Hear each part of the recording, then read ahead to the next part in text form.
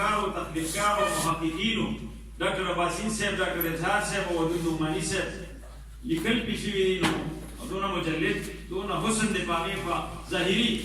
ښایست کې چې دی نو زه اوسه پورې د هغې دغه ظاهري ښایست د سحر نه لا نیم روږ دی او الله دې وکړي چې دا کتاب یو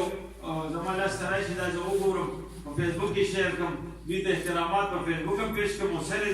دلته ورته ډېر زیاته مبارکي ډېره ستاینه ډېر احترامات پیش کړم چې یو پښتون معاشره کې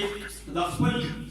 احساس د خپلې جذبې اظهار چې کوم دی هغه په اردو باندې کوي اردو زموږ قومي ژبه ده او د ټولو لپاره نامانوس نه ده پوه شولې اردو زموږ دپاره ناپېژندګلو نه ده موږ دپاره مانوس ده موږ ورسره بلد یو او د پښتو نه ورسره زیات بلد یو دونه موږ د خپلې مور ژبې سره نه یو بلد لکه څونه چې موږ د اردو ژبې سره بلد یو ځکه چې موږ پنجاب ته لاړ شو نو هلته موږ پنجابي سره په پښتو کې خبره نه شو کولی نو د یارې نه ورسره په اردو کې خبرې کوو که نه نو د اردو زموږ په ذهن زموږ په نصاب زموږ په هر څه باندې مسلط ده خو صرف تسلط دی موږ هغه اردو کې مطلب دی چې څه کریشن ونه کړو موږ څه تحقیق ونه کړو موږ اردو هم زده نه کړه نو موږ اردو هم زده نه کړه موږ له انګریزي هم نه راځي موږ پښتو هم پرېښوده موږ په یو داسې دوراهۍ باندې ولاړ یو نو زندگی یہ تم ہمیں کس موڑ پہ لے آئی آج آشنا بھی دیکھ کر نا آشنا ہونے کو نو انشاءاللہ تعالی ډېر ښه بهترین کتاب ثابتېږي ثابت شوي دي د دوی مخکې شعري مجموع دغه وشو یادونه مو وشوه نو الله دې وکړي چې د دوی د تخلیق بوټی همدغسې سمسور وي دا د دوی فنادیت دی چې هغه په پښتون معاشره کې اوسي خپل سوچ او فکر په خپله موږ ته قامي ژبه وایو قامي ژبه دم موږ دغې نه انکار هم نشو کولی نو د درې تر د آیین مطابق چې دی نو پکار دا ده چې اوس پښتو ته هم هغه د قومیت یا د قامي حیثیت مطلب ملو شوی وي خو بدقسمتۍ نه موږ هم اوږده یو او بس چې دی نو ما ورته ته ووایي چې یاره زه که ډېرې خبرې وکړم نو زه دې شعر له راځم چې زندگی یہ تم ہمیں کس موڑ پہ لے آئی ہو آشنا بھی دیکھ کر نا آشنا ہونے کو نو الله دې همدغسې درویشان زموږ عباسین صاحب دي زموږ د نعماني صاحب دي او زموږ د قابوس خان صاحب دي دا څومره ځکه د چا ذکر مانه پاتې شوي د هغې ټولو احترامات چې هم د دغې لیونیانو د دغې قلندرانو په برکت باندې دا ژبه ژوندۍ ده په کتابونو کې ده په لایبرریو کې ده او په سلونو زرګونو خلکو په دې کې چې دی نو ماسټر لیول ته ایم فل لیول ته پي ایچ ډي لیول ته ورسېدل دا صرف او صرف د دغې زموږ د دې محترمینو برکت دی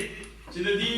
هغه اواز دی پښتو پسې شاته او انشاءالله پښتو هغې مقام ته ورسېده نو بلا تخصیص که د شعر د جذبې د احساس اظهار په انګریزۍ کې وشي که په فارسۍ کې وشي که په پښتو کې وشي ټولې ژبې مقدس دي ټولې ژبې قابل احترام دي او زه نور څه به ووایم بس واسین صاحب ناست دی د واسین صاحب په مخ کې که لښتې ډېر هم زیات شور وکړي که نه نو مطلب دا دی چې هغه بس مناسب نه ده که نه دې واسین ته نه رسي او یاران خو د یاران دي چې ماران دې غاړې باسي یاران خو د یاران دي چې ماران دې غاړې باسي او دا سخت خو باسینه په لاس ور دې په سینه کې بیا مقابل هم نشي نو دا واسي صاحب په خصوصي جهت سره به زه خپل بدرې شه کور خو نه دا په ورځنۍ یو نوې دغه دی چې دا طوفان دی زلزله ده که قیامت دی دا طوفان دی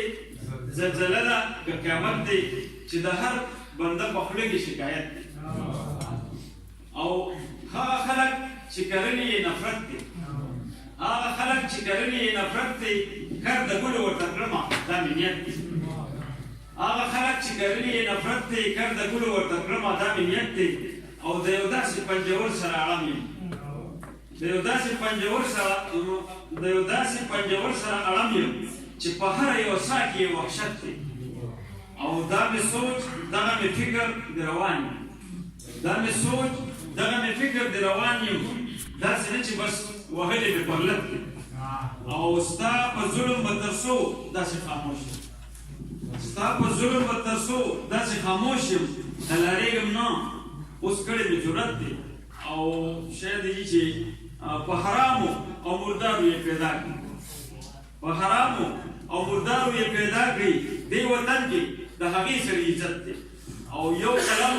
سره لاس کې نور څه نشته یو قلم را سره لاس کې نور څه نشته